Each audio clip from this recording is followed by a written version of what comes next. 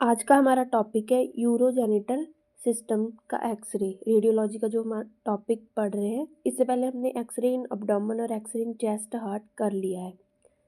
आज का टॉपिक है urogenital system, radiography for kidney, ureter, bladder, तीनों के लिए। ठीक है, this include the plain X ray picture of abdomen and pelvis, दोनों का पिक्चर लेना है। इसमें प्रिपरेशंस क्या करनी पड़ती हैं इसमें एक्सरे लेने से पहले। ठीक है, 3 days proceeding the investigation the patient is put on a lower residual diet. Lower residue diet का मतलब होता है कि ऐसी डाइट जो कम बचे पेट के अंदर। ठीक है, आसानी से उसका पाचन हो जाए, आसानी से उसकी डेफिकेशन हो जाए। क्योंकि क्या होता है कि फिर अगर वहाँ पे रेसिड्यू नहीं बचेगा तो जो भी है एक्सरे हम ले रहे हैं, ठीक है, वो आसानी से वो सारी स्ट्रक्चर्स वहाँ पे विजिबल होंगी। ठीक है, इसीलिए कहा गया ऐसा। उसके लिए हम पेशेंट को मेडिसिन भी दे सकते हैं। ठीक है, और पेशेंट को जिस दिन एक्सरे कराना है उसके पहले ओवरनाइट उसको फास्टिंग करवानी है, कुछ भी उसको खाने पीने के लिए नहीं देना। आगे है technique. AP view of abdomen is taken while the patient is, and AP view का मतलब एंटीरियर पोस्टीरियर व्यू लेना है पेशेंट का। ठीक है, कब लेना है, जैसे पेशेंट को बोलना है कि वो इंस्पायर करे। ठीक है, इंस्पिरेशन ले।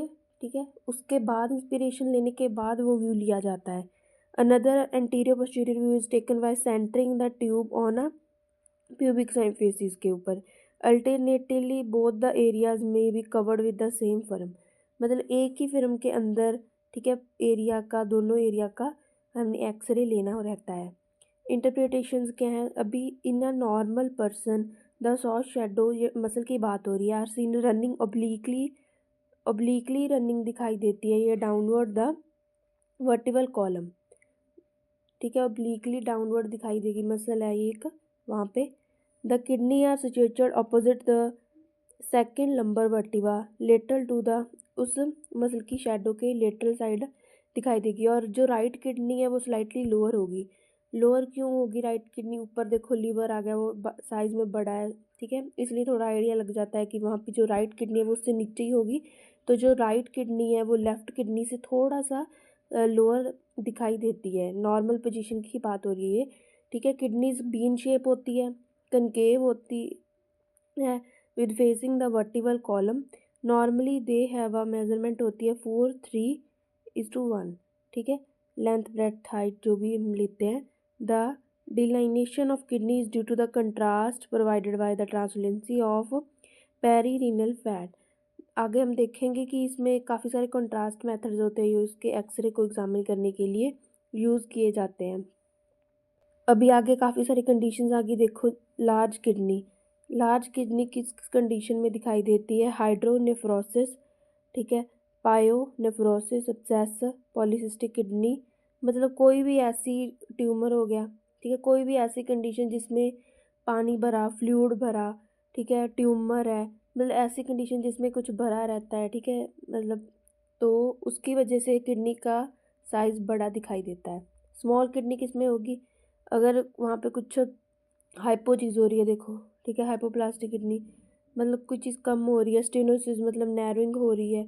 ठीक है, तो फिर किडनी का एंड स्टेज है रीनल डिजीज़ का। क्रॉनिक पाइलोनेफ्राइटिस का मतलब होता है क्रॉनिक इन्फेक्शन। तो सब इन सब कंडीशन में जो किडनी है उसकी शेप स्मॉल दिखेगी। There can be unilateral agenesis भी हो सकती है, मतलब एक साइड से बहुत ही किडनी का, ठीक है, गायब होना लगा लो। Causing absence of renal shadow on that side, उस साइड रीनल शेडो दिखेगी नहीं। ठीक है, अल्टरनेटिवली कि द किडनी में भी एक टॉपिक, या फिर एक टॉपिक का मतलब होता है कि अपनी नॉर्मल फॉर्म में ना रहना, नॉर्मल पोजीशन पे ना रहना। ठीक है,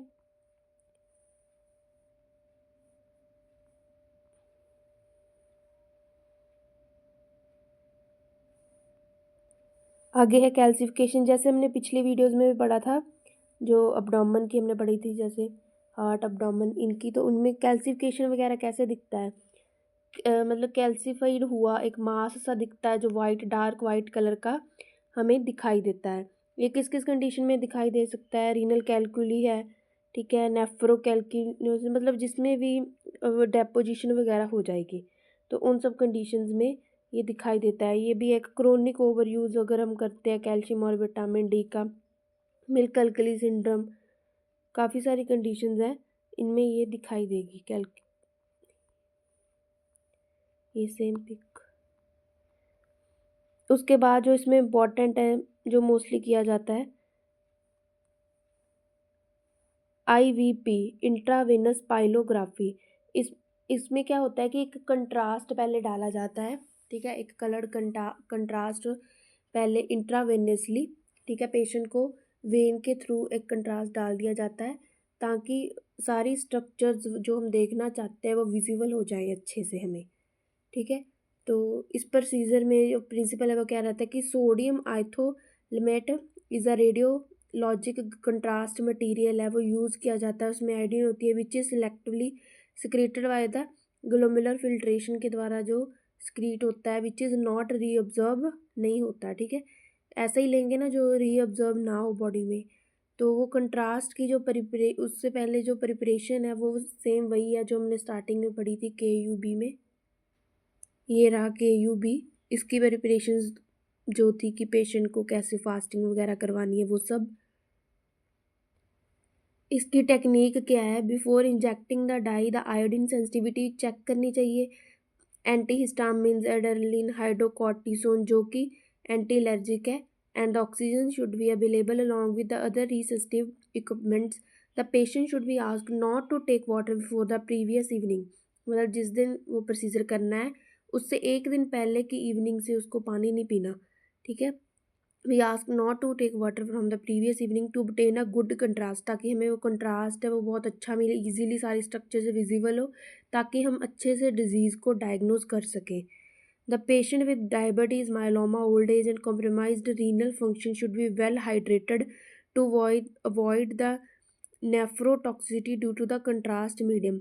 पर कुछ पेशेंट्स हैं, ठीक है, जो कंडीशंस दे रखी हैं उनको वेल हाइड्रेट करना पड़ता है क्योंकि ताकि नेफ्रोटॉक्सिसिटी ना हो कंट्रास्ट मीडियम के कारण, ठीक है। ये सब आपको ध्यान में रखना है। If the patient is on diuretic they should be omitted for 3 days prior to the procedure lest the contrast be poor. KUB is done as a pilot procedure to assure that the preparation is adequate. Abdominal binder is applied tightly enough to compress the ureter.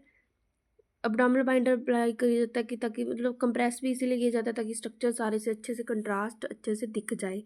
20 to 40 ml of contrast medium use किया जाता है along with the antihistamines के साथ ताकि कोई allergy वगैरह ना हो। abdominal रेडियोग्राफ, ठीक है, टेकन किया जाता है कब कब कितने कितने 1, 3, 5, 10, 15, 30 मिनट्स के ऊपर।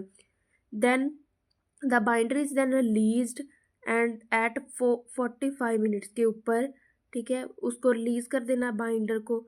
प्रोन और स्टैंडिंग पोजीशन में जो फॉर्म्स है वो टेकन लिया जाता है, ठीक है। Bladder is picturized when the patient get a sensation of fullness and desire to empty it, ठीक है। अलग अलग टाइम पे अलग अलग, ठीक है, पोजीशंस में उसका एक्सरे लिया जाता है। The radiogram is taken immediately after the evacuation of bladder, ताकि हमें अलग अलग वो मिल सके पोजीशन, टाइम पे डिफरेंट व्यूज़ हमें मिल सके उसके। उसके बाद है इंटरप्रिटेशंस में भी क्या फाइंडिंग्स है। Promptness of appearance of nephrogram, देखो नॉर्मली द जो गुड नेफ्रोग्राम ने लिया है वो picture should be seen in 1 minute film. Nephrogram is delayed, वैसे तो वो नॉर्मल रहता है देखो, पर अगर रीनल फंक्शन कुछ इम्पेयर्ड है तो फिर वो या तो डिलेड होगा, ठीक है, लेट से, और या फिर पुअर होगा। लेट अपीयरेंस क्यों होगी या फिर हाइपर कंसंट्रेशन क्यों होगी, अगर वहाँ पे कुछ नैरोइंग है फिर ही लेट अपीयरेंस होगी ना। अगर कोई स्ट्रक्चर ऐसे नैरो है वहाँ पे फिर वो अच्छे से पहुँच ही नहीं पा रहा वहाँ पे कंट्रास्ट, तो वो किस में होगी, रीनल आर्टरी स्टेनोसिस में होगी। स्टेनोसिस का मतलब होता है नैरोइंग। एक congenital small kidney small in size होगी। There is no delay in the appearance of nephrogram, इस कंडीशन में नहीं होगा।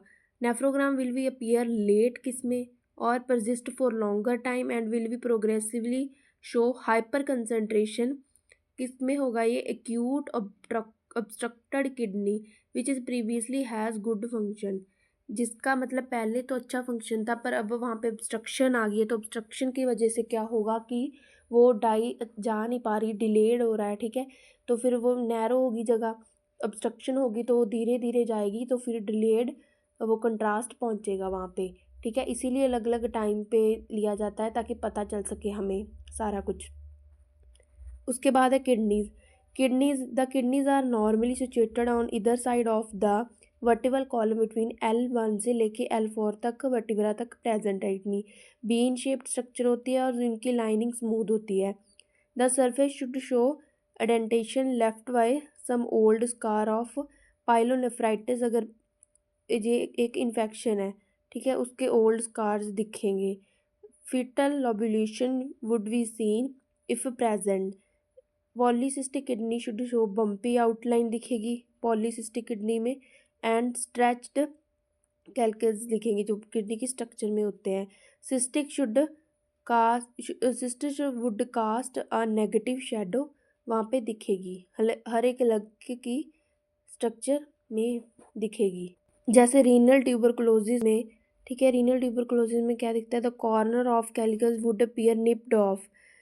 और इसमें पता है क्या दिखता है, जो रीनल टीबी होता है उसमें वाइट कलर के नड्यूल्स से दिखाई देते हैं, ठीक है, वाइट कलर के नड्यूल्स आप नेट पे देख सकते हो, वाइट कलर के नड्यूल्स इसमें दिखाई देते हैं रीनल टीबी में। इसके बाद जो यूरेटर है वो डायलेटेड दिखेंगे इन हाइड्रोनेफ्रोसिस में। कुछ और कंडीशंस भी हैं जिनमें ये डायलेटेड दिखेंगे जब एंटीस्पाज्मोटिक यूज़ किया, ऑरल कंट्रासेप्टिव्स, ठीक है, इन सब कंडीशन में दिख सकते हैं। They would look spastic with infection, they would look narrow भी दिख सकते हैं, pulled toward the vertebral column in case of retroperitoneal fibrosis के केस में, ठीक है, ये कंडीशन है, ठीक है। तो उसमें क्या हो सकता है कि ये नैरो और pulled toward the vertebral column में दिख सकते हैं। ये आप जब डिजीज़ वगैरह पढ़ोगे तब आपको अच्छे से समझ आएगा। उसके बाद है ब्लैडर, यहाँ से देखो ट्रेबिकुलेशंस एंड वर्टिकुलर डिवर्ट्स, ठीक है, और trabeculations are seen with the bladder neck obstruction में दिखेगी और स्पेसिफिक ब्लैडर में दिखेगी। जो डवर्टिकुला है, ठीक है, डाइवर्ट्स दिखाई देता है वहाँ पे, वो भी कंजेनाइटल भी हो सकता है और में develop in the flaccid atonic bladder में भी ये दिखाई दे सकता है, ठीक है। इसके अलावा देखो द पैरालिटिक ब्लैडर है वो लार्ज दिखेगा साइज में। न्यूप्लाज्मा, अगर न्यूप्लाज्मा है वहाँ पे, ठीक है, वो फिर क्या होगा, वो मे शो फिलिंग डिफेक्ट्स, जो कंट्रास्ट का फिलिंग डिफेक्ट था उसमें उसका आइडिया लग सकता है। नेक्स्ट वीडियो रहेगी हमारी बेरियम स्टडीज़ के ऊपर। इसमें काफ़ी इंपॉर्टेंट टॉपिक्स है जैसे इसोफेजियल वेरेसिस, हाइटस हर्निया, ठीक है, जो गैस्ट्रिक अल्सर, जो कॉमनली डिजीजेज देखी जाती हैं, ठीक है। ये वीडियो अच्छी लगी हो तो लाइक शेयर सब्सक्राइब करें और कमेंट करके ज़रूर बताएं। Thank you so much.